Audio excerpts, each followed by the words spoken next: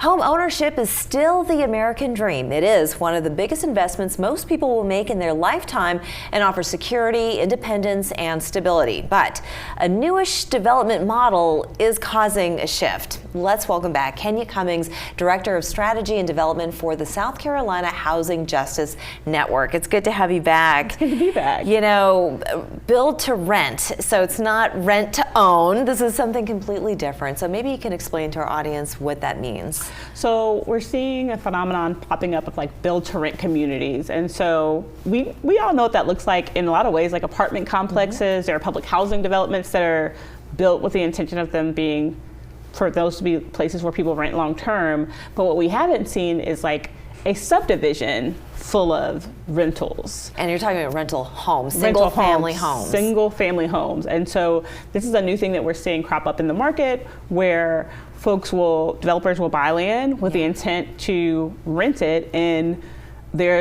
it's a lucrative market. Yeah, I'm sure, especially when you're talking about a market such as the Low Country or South Carolina as a whole, because so many people are moving here and the real estate market is so very competitive right now. But what does that look like exactly? All right, so these are single family homes.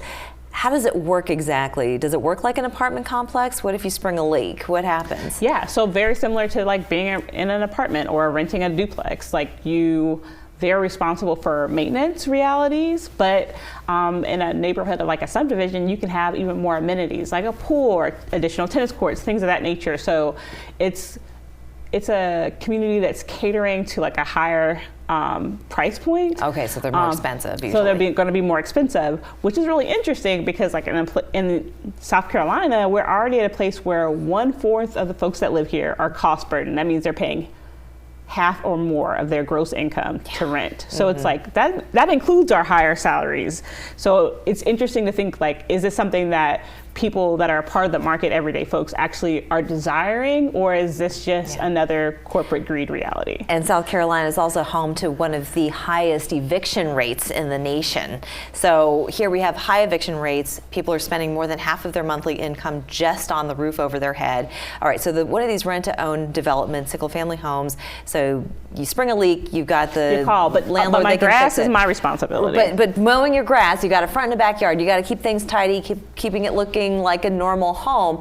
What are some of the pros to the situation? I think like folks are thinking like there are people that will always be renters. Like that is their desire. I think that's a reality in the United States. There are going to be people that are renters. So it gives folks more of a community sense to be in single family homes. You know, you don't have an upstairs neighbor. You don't have someone as close to you. And so I think that there is that place, and thinking about regular and maintained maintenance. I think folks are thinking through, but those options also already exist outside of a rental community. Right. And so I think that there are far more cons or far more question marks, I would say. Yeah. Well, you say that some of the developers are not always upfront about what they're developing the land for, and that sometimes the script changes once the trees have been cleared or once the first road has been paved.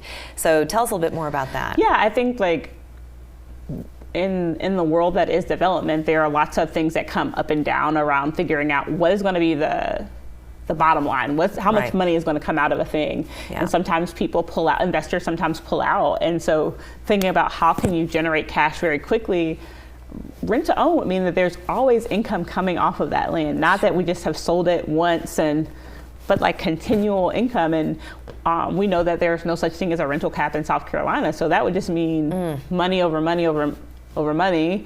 And then those particular developments can be situated in like tax brackets that are higher too. Yeah. So it's like the market value can continue to climb. And we talk about affordable housing on this program all the time, and the whole goal is to make sure that we have clean, safe, affordable housing for everybody. So for anybody who's interested in entering the real estate market as a home owner, is this crowding out those opportunities? It's going to crowd out because it means that means a whole subdivision that's no longer an option to purchase. And it could be upwards of thousands of homes, right? Could be upwards of thousands of homes in a particular area. And so it means that folks that are interested in home ownership, it listens the opportunities there. It also listens the opportunities for like social housing where folks have more like majority control over where they live. And so it's incumbent upon all of us to really pay attention. Oh, yeah. And to also have an open line of communication with our elected officials, because they're ultimately the ones who are going to the Capitol and making decisions for the rest of us, right? Oh, this is the time to be having real conversations with our elected officials. We all know that their election cycle is ramping up. It's time to be going out to the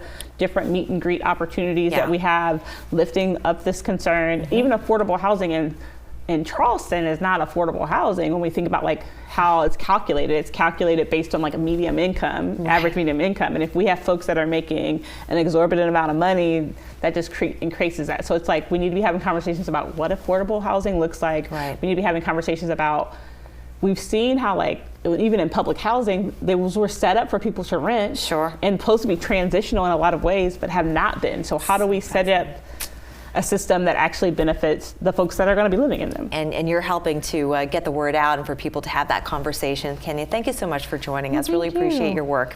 We're back after this.